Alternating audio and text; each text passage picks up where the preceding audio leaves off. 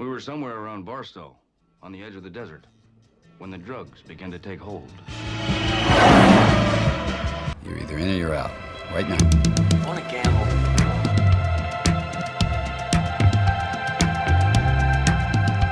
I never want to hear those words out of your mouth again. Gambling is not your problem. Has anybody ever told you before your bad luck? Most gamblers, when they go to gamble, they go to win. Those were my mother's dying words. When we go to gamble, we go to lose. Show me the money. Let's get out of here, man. Go get money.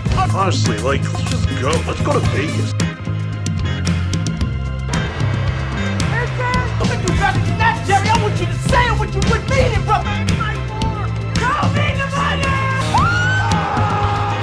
It's the Sports Meme. Hello, everybody. Week 12 college football and something that I'm deeming trap week.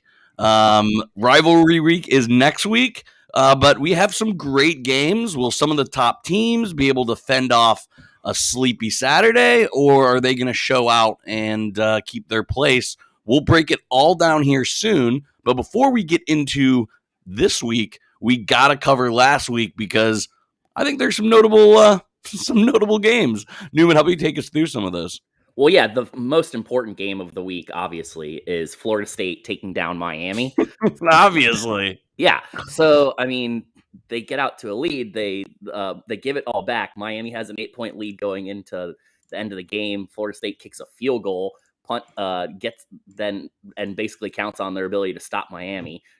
Jermaine Johnson has an absolute monster of a game. I think 7 tackles, 3 sacks, 5 tackles for loss, and a forced fumble. And he also makes probably the most critical tackle on the game on the drive, the last drive that Miami had. He comes over and assists to get the tight end down, so it forces Miami into a 4th-and-1 situation, and then Manny Diaz stupidly punts the ball to Florida State, so they can go down and win the game. Do you guys follow any on Twitter? Do you guys follow any of those like go for it or 4th down calculators? I do not, but yeah, there's this one called like cowardly something, and like that punt was like on the 90th percentile of cowardly. Like it was pretty epically dumb to punt there. I mean, the place was rocking. I can understand like they didn't believe in Florida State's offense because if you think about it, like everything leading up to there, like Miami had shut like FSU down in the second half offensively, so they were like, we got this. They won't be able to come through at the end. They haven't really been able to do that all season. But, of course, rivalry weekend, anything can happen. The crowd went wild. I was hugging random strangers after the end of that. Love that. Beer was being, like, poured on me by people I don't even know. It was a great time. Gotta love rivalry games. And, obviously, next week is the big rivalry game week. But, yeah, that was one hell of a game. So, real quick, do one of you guys want to touch on I think, a little bit of a controversial ending? What, at the Florida State game? Yeah. What part of it was controversial? I mean, the game kind of just ended, right? So the rule is you have to have at least 3 seconds in order to spike the football. Mm-hmm. And they spiked the football with 2 seconds left, so the game's over. Sorry. Your players, another failure by Manny Diaz, not understanding what the rules are or making sure that his players understand what the rules are. And somebody's over there yelling at him to spike the ball, and they had 2 seconds left. They needed to run a play there, so... Yeah, there's nothing controversial. 3 seconds about to spike the ball is a little aggressive. That is the rule. It is. Yeah, it's a bad rule. It's a bad rule. I think. Yeah, well, we're not going to Norvell argue knew the with rule. the bad rule, but Mike it's Norvell the rule. Hey, all I gotta say is that was a W Florida State needed, and I'm glad they got it. Let me ask you a question about the controversy there. Do you think that Miami had any chance of scoring on that play if he doesn't spike it? I mean, no. So, I mean, what's the like 1 in 1,000? That Jacksonville State. Hey, who knows? They had I'm sure they had a better defensive coverage called up there. But going back to your following those metrics and stuff, I think so. The win percentage on that is like 89, like dramatically different. Like it changes. So that's. I mean, I don't follow that particular one or any of those, but I definitely have a good idea of when you're supposed to go for it and when you're not. Mike Norvell's really good at that too. So don't want to But I make this too Florida State centric, but what a roller coaster season. So, like, where are you guys at now? Because you guys were, 2 months ago. What did we say before the season started? Norvell's gone. You guys hate him. You guys are in the dumps. No. Now you guys put together a pretty decent stretch of games. What did we say before the season? What did we say? We said 6 wins. We'd be happy with 6 wins, right? We've got 4. We got 2 games left. It's possible. Winnable games. We got the BC with the triple option coming up, and then you got the disgruntled Florida Gators, who no one knows what the Gators are going to do. I think BC runs the triple. BC does not run the triple. Maybe I'm thinking Georgia. Well, they should. Only great teams run the triple option. They run hard. We know that. But yeah, so let's jump into some of the other upsets. BC this week. We'll see if we can pull that off, and then if we manage to beat them, we go to Gainesville for a noon kick. And Gainesville, I don't know, if they lose today and then they lose next week, they won't even be bowl eligible. So I'm with Brandon though. In Florida State's we won't make this a Florida State thing. We're talking garbage bowl games. So let's continue on to actual teams that have a chance to play in some real bowl games and maybe college football playoff potential stuff here. So Baylor, Oklahoma. Anyone? I did not watch the game clearly because I was getting rowdy at Florida State. How did that go down? Yeah, so, Baylor basically just dominated them. Oklahoma couldn't do anything offensively. They even put in Spencer Rattler for 2 series, and that did nothing. Caleb Williams, hurt his wrist or his finger or something like that. Got stepped on by a Baylor player, not, incidental, wasn't malicious or anything. But Baylor was just a better team. The crazy thing is, we see Baylor lose last week or the week prior to TCU, and then they go and they beat Oklahoma. I don't know, the Big 12 is kind of a mess. The Big 12 and the Pac-12, this is a semi-betting podcast. Just stay away from those 2 conferences. Just so hard to predict what is going on in the Big 12 or the Pac-12. But let's jump over to the SEC. My Ole Miss running Rebels and Matt Corral, future Steeler quarterback, pulls off an upset over Jimbo. What do you think of that, Newman? Not a chance that Matt Corral is a future Steeler. But, so, I called it. I said eventually Texas A&M was going to, Jimbo's going to Jimbo and wind up costing them a game. And sure enough, here it is. Like I said, Ole Miss just has too much firepower for Texas A&M to be able to keep up. Yeah, I was about to say, in your pick, if you went to betting, if you're picking highest scoring teams week over week throughout the rest of the year, Ole Miss all day. I want Ole Miss to play Wake Forest in a bowl game. You know how great that would be? That would be high scoring for a basketball game score. It would be ridiculous. And then speaking of high scoring, let's stay in the SEC. Mississippi State knocks out, a Bo Nix-less Auburn. Well, they knocked Bo Nix out, so yes. You gotta. Mike Leach seems to always pull upsets all the time. I love that dude. Yeah. So it was kind of crazy because Lane Kiffin actually did College Game Day and made picks in that game for those games and stuff. And he said that Mike Leach has the best offense or whatever in the country, which is, I don't know, a little of subterfuge there, but. Big words from Newman. Big words. But, I had Mississippi State winning this game. It did not look good early, but they managed to basically come all the way back and then flip the tide. And Auburn, whatever flip they switch, Auburn couldn't recalibrate. Just real quick. What do you guys think about the reports that Lane would go coach at Miami? I don't buy it. You don't buy it? It's interesting. No. I think Ole Miss has bigger coffers, so they'll be able to pay more. He wants to stay in the SEC too. I think that's where he's going to get the most highlights. I think the most attention. Miami's got a big kind of name to it, but he's making some waves at Ole Miss and against some big teams. Listen, at Ole Miss, he can get Arch Manning. If he gets Arch Manning to come to Ole Miss, he ain't going nowhere. I'm sorry. Yeah, you know what I mean? All right, let's do a few quick hits here before we jump into the college football playoff. Ohio State Purdue wasn't pulling off that upset. Purdue's string of upsets have been impressive, but no chance against Ohio State. Purdue only pulls upsets when they're not ranked. Exactly. Wake Forest does to NC State what they should. Again, I've been anti-NC State all year. Did you guys watch that game?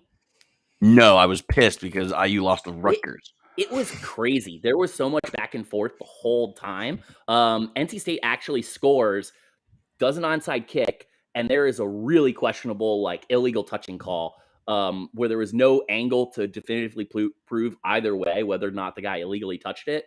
But it went right down to the wire. That was a crazy game. Just one quick question. Sam Hartman, Wake Forest quarterback. What year is he? Is he a junior yet? I have no idea. He's draft eligible, but he's not good. He's a system quarterback. Quarterback, you think? Okay. With the extra year, who knows? He might have another year left. Yeah, he's been there for a while. But anyways, yeah, San Diego State kicks by Nevada. Yeah, I think everyone had that as a close game. That game came down to the end. Nevada was a 2.5-point dog, and San Diego State hit a last-second field goal to cover by 2. I will take it. Hate to see it because I had Neva. Arkansas and the running Hogs, they do have a pretty impressive rush offense. It does enough to escape LSU. They have an interesting matchup against Alabama we'll talk about soon. And then, again, just the wildness of the Pac-12. I was fast asleep crying in my dreams. The Arizona State-Washington game was insane because Arizona State was like a 6-point, 5-point, or 5.5 was the line. Arizona State gets a pick 6 late in the game to put them up 10. So they're now like at the very end of the game, like 2 minutes left or something, right? Like Arizona State had driven down and scored. They get a pick 6, return it. So I'm like on the other side of it. I was like, yes, finally something going my way here. And then Washington drives all the way down like real quick, like gets another score and just like beats them at the very end. It was it could have been on bad beats either way, and I'm sure it was. Yeah, absolutely. All right, let's get into the college football rankings. Nothing has changed. So my thing of there could be a lot of movement, maybe was 1 week premature here. But again, Bama's going to stay there until they lose. It wouldn't shock me if this is the 4. We got a couple important weeks here. Obviously, Utah and Oregon will play today. They may play again for the Pac-12 championship in 2 weeks. A favored Cincinnati. Utah. Cincinnati has a losable game here this week against SMU, and then possibly could lose to Houston in the conference title game there. Georgia, Alabama would have to face each other in their conference title game, assuming both of them stay clean. I mean, Bama does have Auburn coming up, but without Bo Nix, who knows? And then Michigan and Michigan State both have to play Ohio State. So none of this is written in stone yet. There's all of that is just lining up for Notre Dame to sneak in at 4. There's definitely some losses coming somewhere. No, if Cincy wins out and Notre Dame wins out, Cincy will get in before Notre Dame. Yeah, you tell that to Gary Barta. You tell that to Gary Barta. We will see. Mm-hmm. So there was also some coaching news this week. Washington finally fires Jimmy Lake. They pay him his full buyout. They didn't even try to find some cause to fire him. They're just they don't want to deal with it. Virginia Tech fires Justin Fuente. The interesting thing about this is Fuente's buyout was supposed to drop basically in December, and they said, "Oh, we don't care. We're going to pay an extra $4 million to fire you right now," which is kind of a weird flex, but okay. And Mel Tucker was offered $95 million. He has not. He's going to LSU. He doesn't give a shit. I mean, $95 million would make him the highest paid African American coach in all of sports. So. I mean, he's not staying at Michigan State, guys. That's a lot of money, but I mean that drives up the price. It's also fully funded. Two donors, fully funded and guaranteed that contract. Like they're not even needing to pull from the rest of the boosters. Just 2 guys said, "We'll make this happen," which I think is kind of crazy. That is right there. And bringing it back to FSU just for one more moment. Florida State's win gets the athletic director at Miami fired. James Blake or Blake James, whatever his name is, which also could potentially mean the writing on the wall is there for Manny Diaz to get fired. And if Florida State winds up beating Florida, that may cost Dan Mullen his job too. So the states of Florida and Washington just all being coachless. Pretty funny. All right, let's jump into the games. Again, trap week. I think I like a lot of underdogs here. I like a few upsets, even though I'm taking the higher ranked team. I threw out a parlay to those guys that I'll talk about later. But let's get into the Georgia, another 1,000,000-point favorite, and we're all in Georgia, right? Is there a number that could exist that we wouldn't pick Georgia? That's why they didn't even make a number. It's a pick'em game. Yeah. So we'll take the free win to add to our records. They're getting, those backups are going to get some really nice. We get 3 of them this week. We get 3 pick'ems, so we'll just get those out of the way here too as well. Prairie View A&M versus Texas A&M. We're all on Texas A&M, and then Tennessee State at Mississippi State. We are all on Mississippi State. Thank you for the free wins, Vegas. Let's go to the Big Ten, to Ohio State hosting Michigan State. The really only chance Michigan State has here is if Kenneth Walker can do anything. Guys, I saw Ohio State in person. 19's a lot. You guys are both on Michigan State. Your quarterback's a fraud. You can scheme against Kenneth Walker. And Ohio State just has too many playmakers. It's the best wide receiver group. We've talked about it on this show many times. I'm the only one taking Ohio State. Do you guys think Michigan State can pull an upset, or you guys just picking the cover? So the thing that worries me about this game is that Ohio State has the best wide receiver core in the country. Those guys have been running all over the field. They're awesome. And they have a quarterback that can get them the ball. They're going to throw the ball a lot. Michigan State just got whooped by Purdue, who basically kind of threw the ball over the yard against them. But there is another game coming next week. Have you heard of it?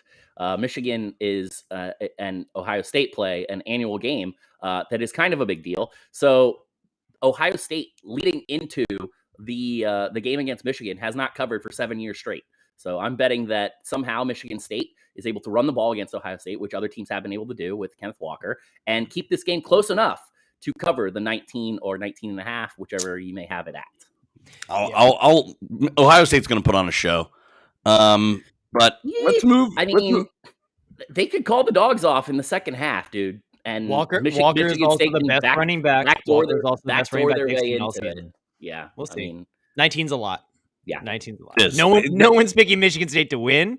To cover, we have some takers. That's got to be the largest spread against 2 top 7 teams. Like, that's an insane spread for 2 top 7 teams.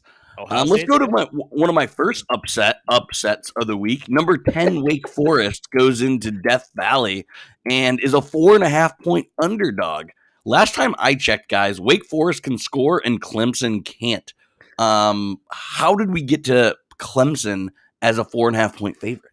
Have you seen Wake Forest play any defense this year? Because I haven't. And Clemson, as bad as they may be, will find a way to score points against Wake Forest. I also think that Clemson's defense is the best defense that Wake Forest will have faced all this year by a large margin. So I am on Clemson mostly because to win or to cover. I think they're going to cover 4.5 points, so they have to win. I'm picking them to cover the spread. You're picking Wake Forest to cover the spread on the other side, I'm assuming, or you're just taking them outright. I think both of us are picking them to win outright. Yeah, I'm on Brandon's page here. I think Wake Forest comes in there and just shows Clemson like, hey, we're now the best in this state, and they're going to come through from there. I like watching Wake Forest's team. Clemson's offense looks so bad. I mean, they will make mistakes and they'll have some. Guarantee some 4 and outs, and Wake Forest, I think, is going to be able to, throw the ball onto them. Wake Forest isn't a running team, and Clemson's a really, really good has a really good run defense. So I think because they throw it throughout the air, they have a chance. Clemson's defensive line still really good. They're going to be able to rush the passer and put a different kind of pressure on Wake Forest. So give me Clemson to cover. I'm happy to be on the other side of this, considering you two are the ones picking Wake. So. Love it. I love it. So, okay, explain this one then, super genius. You're picking Brock Purdy going into Norman. Like, what are you doing? Trevor and I both have some logical sense. We're picking Oklahoma to win by at least 4. But you're going with Brock Purdy on the road? Are you crazy? So Iowa State tends to play up for big games. That is a staple of Matt Campbell's, his tenure there. The other thing here is that Iowa State runs a funky style of defense that gives Oklahoma problems. Oklahoma's offense has already had issues this year. And given that they're yo-yoing quarterbacks back and forth between Caleb Williams and Spencer Rattler, I like Iowa State to win this game outright. Wow. because I don't think that Oklahoma really is put together very well. They're struggling. We saw it last week against Baylor. I think that Iowa State's going to be able to take some of that defensively and stop Oklahoma's offense. And then I don't know that that Oklahoma's going to be able to really stop what Iowa State's trying to do offensively. Just to recap your pick so far, you're taking Peyton Thorne, who might be one of the worst quarterbacks in the Big Ten. You're taking Clemson's offense, and you're taking Brock Purdy. I'm only taking Michigan State to cover, but you're I think blowing my mind with this right now. The amount of offenses you are taking to cover is, I don't get it. Yeah, all I gotta say is, like, when was the last time Oklahoma lost back-to-back games? I can't remember. It has been a very, very long time, and I mean, they still have some good bowl implications here. Like, I'm sorry, Newman. I don't like the Purdy's anymore. One left Florida State. This guy, is just not living up to his expectations. Like, Purdy's gives going Oklahoma down. fits when Oklahoma's good. Oklahoma's not good this year, so there you have it. Can we just go real quick over this Big Ten game? Illinois stinks. Iowa is okay. Is there anything else that need to be said about this snooze fest of a Big Ten game? It's called Don't Watch It. Yeah. Yes. Like, agreed. Don't need to watch. I'm a Big Ten fan, and I will not be watching this game. Illinois doesn't even have their coach for this game, so I just don't think that they're going to be able to move the ball at all on Iowa. So there's a chance that this game hits the under on 38.5, and it's like a score of like 28-5. I got right here, 17-3, Iowa. Love it. Yeah, in a slugfest. Totally could be accurate. Yeah. Let's jump over to the kind of the ACC. Georgia Tech in South Bend. Georgia Tech should go back to the triple option because they stink. Notre Dame covers this pretty easily, and I think we all agree. Yeah. Yeah. Notre Dame's playing well, better, later in the season, and Georgia Tech is absolutely god awful. It's hard to play against the Catholics in their own stadium. Yeah, Notre Dame all day. Yeah, yep. Notre Dame giving 17 points, they probably could give 3 touchdowns, and yep, it'll be good. Yep, I thought that line was small as well. That's one of the lines I like a lot today. All right, Arkansas going into Bama, 20.5 point favorite. Again, Trevor and I on the same page. I don't know if that's either going to be a really good thing or a really bad thing. I'm not sure. But Newman, you like the running hogs to cover in this game. I mean, you mentioned it at the top of the show, Trap Week. Alabama gets Auburn next week. It is the Iron Bowl. That is a big, big game. I think Alabama wins this game, but I think Arkansas is able to backdoor it enough to get within the 20.5 points. This does have backdoor. This is one of the least confident plays I have today because I do think, Alabama could be up 27 and then a late garbage time touchdown makes that a 20-point game, and Trevor and I lose by the hook. I fully expect that to happen. Yes. Barry Odom, the defensive coordinator for Arkansas, former Missouri head coach, he runs a defense that gives what Alabama wants to do in terms of the spread a little bit of trouble. So I could totally see them, kind of holding Bama down most of the game in regards to their scoring ability and just never really getting out of hand at all. Yeah. No, I will be tuning into this game. Again, if any team can get a little sleepy, we've seen Bama sometimes look ahead. They can look ahead here a little bit. Let's jump to a team that I've been against all season. A team that I don't care what they do. They're not getting into the playoff. And they covered last week, but they've barely covered it all this year. Cincinnati hosting SMU. We're all on SMU. I thought I was going to be trendy and go against this. I thought you guys would be hammering Cincinnati because you guys have been on the Luke Fickles all year, but we're all in agreement here. 10 points is, I think, a little bit too much. I actually have this line at 11.5 from earlier in the week, so it's actually gone the other way. But yeah, I just think SMU is going to be able to keep it close enough against Cincinnati to cover the 10 points. Since Cincinnati has been keeping it close all throughout the second half of the season, and I don't think that's going to change. I think they still get a win, and I still think they make the college football playoffs. But it's not going to be 10 points. It's going to be like a field goal or a touchdown, and it's going to be close. So that's one I'm pending right now. I've got actually money on that. I'm pretty confident that Cincinnati does not get those 10 points. So I've won money betting against Cincinnati this year. I've done well. Cincinnati's done well for my bank account this year, and I'm with you on that, Trevor. So again, Newman, you brought up the big game, right? Michigan, Ohio State. You're thinking Ohio State might be looking ahead. Michigan's like, this is what Harbaugh does, right? Like, everyone's going to be so pumped for this game. I love Maryland's quarterback.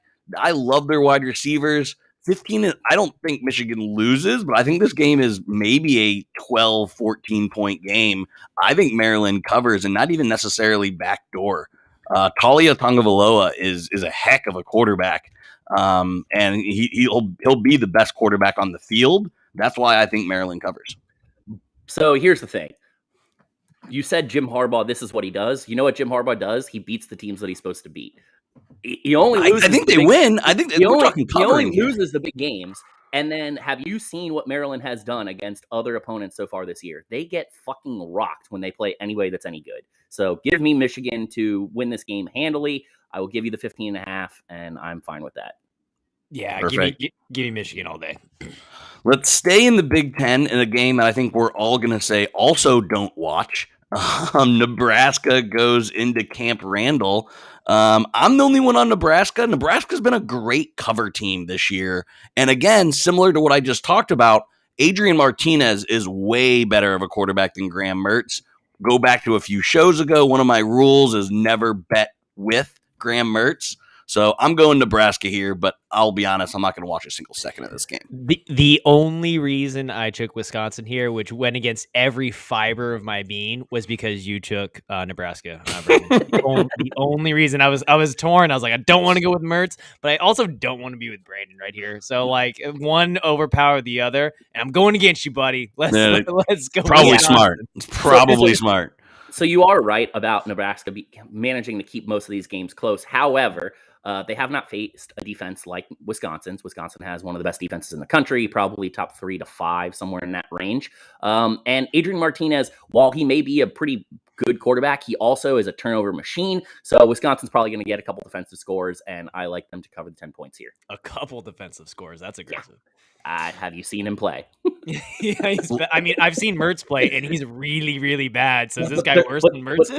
They have stopped allowing Mertz to do as much of that, and they're not putting the game in his hands. Whereas Nebraska's only chance of winning is if Adrian Martinez actually plays well, and Adrian Martinez does not play well in critical moments. So another garbage game. Okay, one we're not going to watch. Let's move on. Yeah, let's go to the ACC. I know Trevor and I have been on Pitt all year, but this just kind of, I'm not calling an upset, but this just kind of seems like a game Pittsburgh sleeps through and then maybe wins by 3 or 7. UVA's got their quarterback coming back, which I think is going to make a difference. 14.5 was just too much for me. I'm going UVA, but Pittsburgh still to win. Yeah, so actually both of these quarterbacks in this game are pretty good. Brennan Armstrong and Pickett. Kenny Pickett. So Heisman winner Kenny Pickett. Virginia held Brennan Armstrong out last week against Notre Dame, and part of that was to keep him healthy in a game that didn't matter, especially for the conference. This game is a conference game, so Pitt does, this will factor into the standings there, and Virginia has a chance to win that, win the Coastal. So that being said, Brennan Armstrong, good enough to keep this game within the 14.5 points. Agreed. Yeah, but hold on. One thing I gotta say though is Pitt has done well against the spread pretty much all season. So yes. I mean, I'd say, and I've continued to bet with them, so I'm going to continue to bet with them. But one thing I will say is I know that there's some Pittsburgh fans on here, and the Steelers. I think we're looking at the next Steelers quarterback here. It's coming out of Pitt. I could buy going to big old white boy coming to the Steelers. Kenny Pickett. I could buy Kenny Pickett being Pittsburgh Steelers' next quarterback more so than I can Matt Corral. That would literally be my brother's dream. My brother, his 2 favorite teams are the Steelers and the Pitt Panthers in football. So I think that would make my brother's life. He's a good quarterback. He's a good quarterback for sure. Love watching him play. So we'll see what happens, but that's what I'm calling right now. Good. All right, let's jump in a quick. We're all on Texas, San Antonio. They put a nice little season together. We're also all on BYU. BYU cost me in the beginning. I was betting against BYU. I've learned my lesson. I'm going with BYU, and you guys are as well. Any comment on those 2 games, or do you want to jump back to the ACC? Georgia Southern can't keep up with BYU's passing attack, and this is gonna. That's why they're gonna blow them out there. Yep. All right. So I just want to talk about this game briefly. We're all on NC State, giving 11 points to Syracuse. This is the first time I've taken NC State all year, and I hate it. But Syracuse, they're a basketball school. They don't play football. They're not very good. They've had some moments this year where they've played much better, but I think NC State is, after last week's game, they're a little bit frustrated, a little bit angry, and they take it out on Syracuse here today. Plus, they have a quarterback in Leary that's really good, and he's probably a guy that you could see at some point being a higher round draft pick. Yeah, and one thing I will say about Syracuse is never trust a team that loses to Rutgers. And I think this should be a common theme anywhere. And Syracuse lost to Rutgers by double digits. So, I'm sorry. Easy on teams that lost to double digits. I'm sorry. That wasn't a pick at all. I wasn't poking the bear. All right, let's jump in to what Newman has said number of times. What is Vegas thinking? Baylor, the team that just crushed Oklahoma last week, is an underdog in Manhattan. Kansas State's prone to some upsets. They have a pretty decent team, but what? Yeah, I don't know. This is definitely one of those where Vegas must know something that I don't know because I don't understand this line at all. That being said, I'm going with my gut and I'm taking Baylor because I think they're the better team. Hammer Baylor. Throw your mortgage at Baylor. This is insane. I guess it's a possible letdown game, but I don't know. I know Kansas State's done some wacky stuff, but I don't think that, Dave Aranda, the way he coordinates that defense, he should be able to stop them. And I think that their quarterback's good enough to continue to move the chains for Baylor and get them in decent situations. So I'm on the Bears.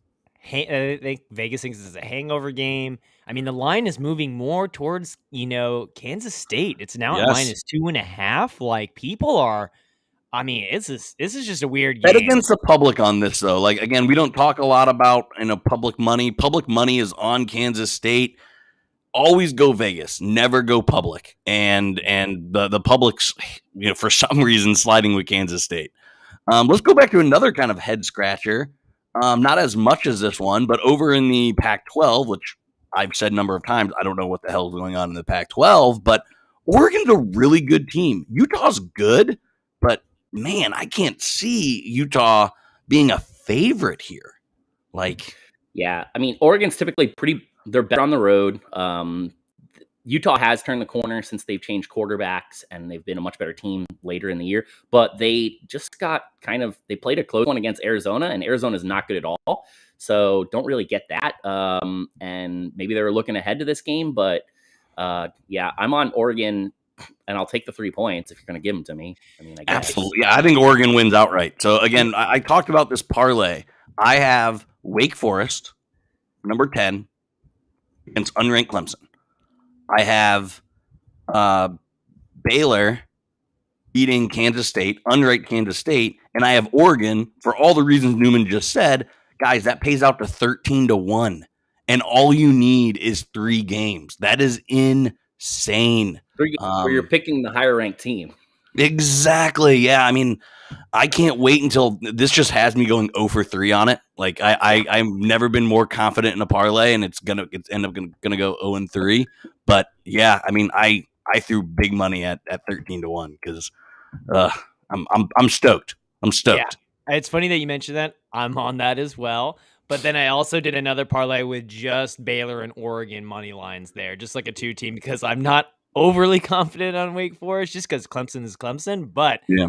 I'm right there with you, which probably means we will both lose and be crying tonight. But yes. Yep.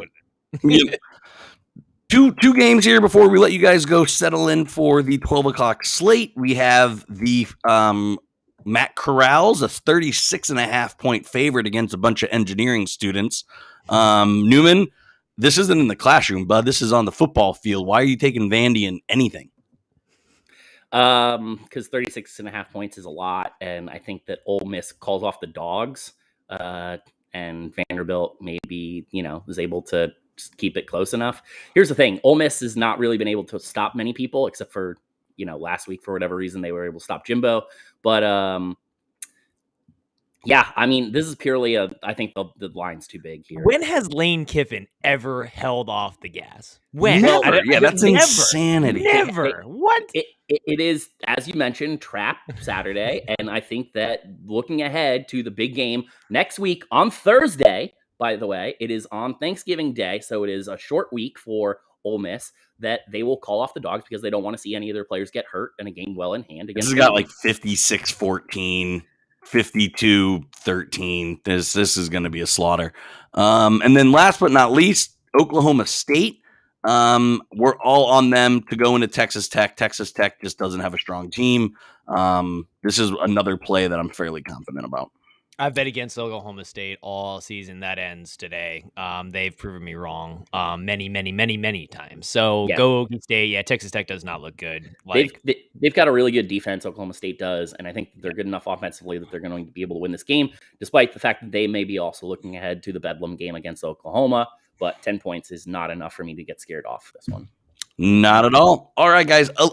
This is one of my bigger bet slips I've had all year. So I'm either going to be super happy next Saturday or probably putting off gambling for a while. My bet slip is insane. So I need to go grab a beer, get my butt on the couch. You guys go do the same.